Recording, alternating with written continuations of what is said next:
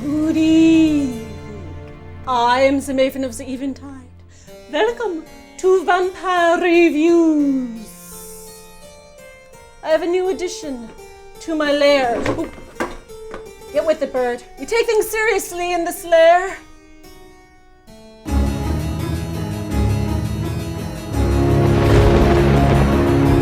So, The Lair of the White Worm. Yes, this 1988 post-psychedelic British horror film counts as a vampire movie. Technically, very, very loosely. Call it a unique and original take on vampires. We can certainly still use it to talk about vampiric creatures as metaphors for social issues. Because, I can squeeze social commentary out of anything gothic or vampire-related. Plus, it was inspired by one of Bram Stoker's novels. Yes, Bram Stoker did write other books besides Dracula. Like a dozen of them. The Lair of the White Worm was the last novel Stoker wrote before he died. And it has no vampires in it at all. But when English writer-director Ken Russell was looking for material to make into a horror movie in the late 80s, he was like, hey, it's by Bram Stoker, who everyone associates with Dracula, so let's add vampires. And not just any vampire, a super sexy S&M lady vampire. It was the 80s. It's a bit of a stretch, but you see, Vestron Pictures told Ken Russell he needed to come up with a horror movie to fulfill a multi-picture contract if he wanted to get the funding for the movie he really wanted to make. So he whipped up the script for this one in 4 days. But that's not to say that this film wasn't made with passion. Russell had quite a distinctive, outlandish, flamboyant style that was sometimes even controversial. And he Ken Russelled the heck out of this movie. As Roger Ebert once put it, Russell loves the bizarre, the gothic, the overwrought, the perverse. This film's far from his best, or even his weirdest, but it is fondly remembered by horror fans for how strange and original it is. And the fact that it stars baby Hugh Grant and Peter Capaldi. Hugh Grant plays a fancy-pants stuffy British rich lord hero, because of course he does. And Peter Capaldi is a Scottish archaeologist who plays the bagpipes in a kilt, because that's how Scots fight vampires. And it was the 80s, so of course that means it's a horror comedy. It's British comedy, so it's much drier and subtler than the campy horror comedies we were getting in America at the time. Russell decided he wanted to go full Oscar Wilde with his darkly glib social satire humor. The main vampire quotes Wilde repeatedly, and Hugh Grant and his beleaguered butler deliver quite a few dry one-liners. The way the film plays such a weird and absurd vampire situation so straight makes it all the more humorous. He's also a big fan of the sight gags. Since the film is called The Lair of the White Worm, he makes sure to include tons of pale, wormy things all over the place. The White Worm is a worm in the sense of worm. Like a dragon. A giant, primordial serpent creature who knights battled in oldie times based on a real English legend. Though when we finally get to see it, it looks more like a sandworm of Arrakis or Beetlejuice. In Bram Stoker's book, sinister noblewoman Lady Arabella Marsh was the human embodiment of the worm. In her human form, she always wore a tight white dress. The movie changes her name to Lady Sylvia, cause, Sylvia is a much more sexy, serpentine, sibilant, vampire-sounding name.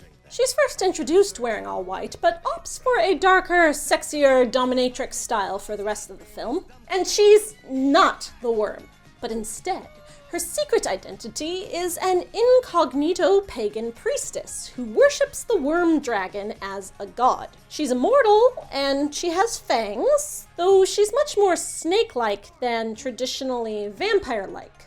She's not a creature of the night and doesn't drink blood or anything, but she does have the power to turn other people into snake-pyres like her when she bites them, and they deceive humans into thinking they're normal to lure them in. The victim appears to be afflicted by a form of vampirism. She has hypnotic abilities, which is both the vampire thing and a snake thing? Snakes don't actually work that way. Her vampire weaknesses are all snake-related too. Mongooses hate her, she hibernates in the winter, and she can be mesmerized by snake charmer music. She also apparently sleeps in a basket. Centuries ago, Hugh Grant's ancestor chopped the white worm god monster in half, and the movie starts when Peter Capaldi finds its skull in an archaeology dig. But, like cutting an earthworm in half, its back half survived and grew a new head, and it lived on. So Sylvia continued to serve as its priestess, offering it human sacrifices regularly, which she's been doing since ancient Britain's pagan times. She's got beef with Christians, because back in the day, the Christians colonized her sacred pagan temple and built a convent over it. We see a psychedelic flashback of how the pagan Romans brutalized the convent's nuns, but as history would show, Christianity conquered in England, and pagan beliefs became myths and fairy tales. These two girls own a farm that was built on top of the sacred ground, so Sylvia has extra beef with them. Last summer, she sacrificed their parents to the worm god, and this year she's going after the daughters. Their names are Mary and Eve, which, how much more Christian symbolism can you get? Hugh Grant's character's named James, after Jesus' brother, too. We even have a scene with Snake Lady in a tree tempting Eve. Oh, Eve. It's all a bit on the nose. And there's a line later where she explains that her worm god is actually the same serpent who tempted the biblical Eve in the Garden of Eden, which would make this supposed pagan god actually Satan and part of Christianity. Satanism is often conflated with paganism, but two very different things. But the British Dracula films had been associating vampires with Satan worship for a while, so I'm not surprised this film gets confused. Fancy praying to a god who was nailed to a wooden cross.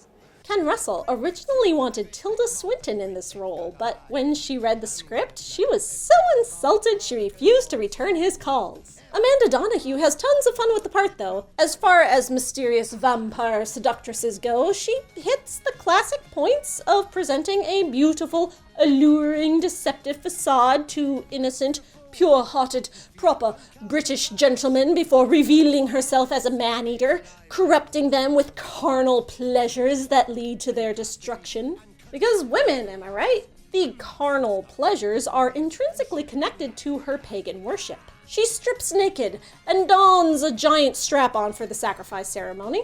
And when previously uptight proper James has vampire-influenced dreams after his encounter with her, his libido is triggered despite his frozen horror. Yeah, Ken Russell loves his phallic imagery, but how could you expect him to refrain from penis symbolism in a film centered around a giant snake monster? The 2,000-year-old conflict between Christianity and paganism often centers on authority versus rebellion, self-control and repression versus freedom and indulgence. The vampire here represents fetishistic passion and blind worship that's presented as deluded. Sylvia's god is outmoded, forgotten, replaced by Christianity, but she remains obsessed, incapable of change due to her vampire nature.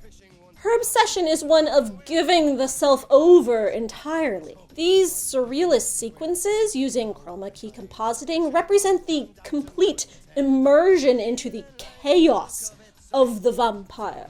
Sylvia goes on a rant about how she sees the Christian god as a pathetic loser compared to her mighty worm. But although she's been triumphant in the past, looking at a crucifix ring is enough to let Eve break her mind control. So Christ clearly has some legit power here. And Sylvia and the worm are destroyed in the end. Although the whole seductive priestess human sacrifice element isn't part of Stoker's original novel, one thing it does share with the movie is that the villains are aristocrats preying on commoners. Although they aren't vampires in the book, they're vampiric in that the worm lady and another evil creepy lord guy are super into mesmeric powers and try to mentally dominate and drain the energies from the innocent farm girls. feeding off of them in a sense, using the vampire as a metaphor for a predatory, abusive, fading aristocratic class was the thing to do in Stoker's day. But though most vampires had crossed over to be more complex and sympathetic outcasts by the 1980s, at least in American media, Ken Russell used his wealthy, aristocratic Lady Sylvia as a satirical pushback against the 80s trend in British film of romanticizing the notion of the empire and the chic, rich, and fabulous. He also intended the vampire as a critique of Thatcherism, the political movement of the time, which represented a belief in free markets and a small state that favored the wealthy at the expense of the middle and lower classes. So vampiric. However, as villainous as Sylvia is, Ken Russell clearly thought she was super awesome. He maybe was a little too into her. He gave her the best Oscar Wilde quotes, made her the most socially savvy, instead of letting the heroes be the witty ones pointing out the flaws in society. And this leaves the film's cultural commentary a bit confused. Also, the ending is pretty bleak.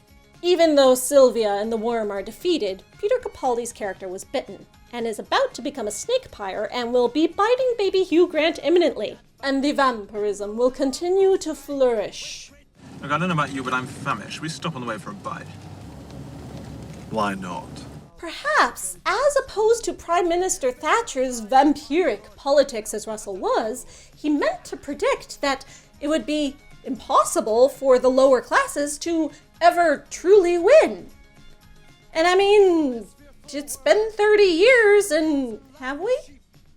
You know, it's interesting that the worm is white. Who feels like doing some deep dive, pretentious lit class analysis into this and like apply a whole bunch of liberal, progressive SJW meaning to the whiteness of the worm that was possibly never intended by the original artists? I mean, you can't not consider racial dynamics in a vampire story that's directly representative of class divide and oppression. Though it directly tackles class, the movie is wider than mayonnaise toast. But in the book, race is actually an important aspect. It's super racist in a typically Victorian way, so trigger warning if you ever plan to read it. It's full of the N-word. There are two people of color in the book. One is Oolonga, an African servant of the rich lord who's treated like the devil incarnate and described as naturally evil because of his race. And the other is Mimi, the heroine. She had a white English father and her mother was from Burma, and she's described as Siamese, and she's actually pretty badass for a lower class farm girl. She was whitewashed into Mary in the movie.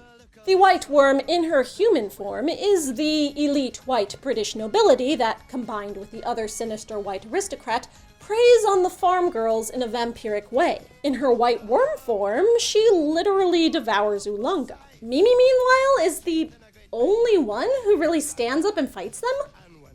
Her white husband only works secretly, like scheming behind the scenes to defeat the worm, and he is rendered helpless when the evil lord uses his hypno-eyes, but Mimi physically battles and defeats the mesmeric power, and then stomps right over to the castle and gets all up in the aristocrats' faces and tells them she will not stand for their behavior. Despite how nauseatingly racist the book is in the way it describes Oolonga, the white oppressors are still destroyed in the end. We've talked before about how Dracula touches on themes of the oppression that the Irish faced from the English. As an Irishman in England, Bram Stoker lived that reality, and the class dynamics were part of his psychology. He throws some fun shade at Englishmen for being emotionally repressed and entitled to domination in Lair of the White Worm, too. And this is a thoroughly English worm, an antediluvian monster that's been living on English soil for millennia. So as much as I joke about reading too much into things, there is something of an intentional, progressive social element here. But on the other hand, you'd think the worm is white because it's a subterranean creature and they tend to evolve to be all bleached out and stuff, maybe? But no, we learn that it's actually only white because it spends its time slithering through white clay deposits underground which stick to its body. So the worm is only wearing the mask of whiteness. It is a dark alien creature underneath. And then its destruction at the end by a combination of the white hero's secret dynamite plan, the worm lady's own foolishness, and an act of God with a lightning storm kind of undermine all the progressiveness we just talked about. No matter how consciously or not the author intended it. Yeah, Bram Stoker had some issues. Maybe Ken Russell was wise not to attempt to take on racial commentary in his rendition. But down with Thatcher and trickle-down economic platforms. The 1% are the real vampires. I'm the Maven of the Eventide, coming to you from the lair of the white vampire critic. Swallow little babes alive when they lay down to sleep. So John set out and caught the beast and cut it into halves. And that soon stopped it, eating babes and sheep and lambs and calves. If you enjoyed this video and you'd like to help me make more, consider joining my Patreon, where you can help support my spooky little show. Otherwise, please like this video, subscribe to my channel, and leave me comments. The Lair of the White Worm is a bit of an unusual choice for a vampire movie, but it still counts. What are some other vampire movies that most people don't necessarily consider vampire movies but still count that you like? Leave me comments, let me know, I'd love to hear about them. Looking forward to the next vampire review with you and my new friend.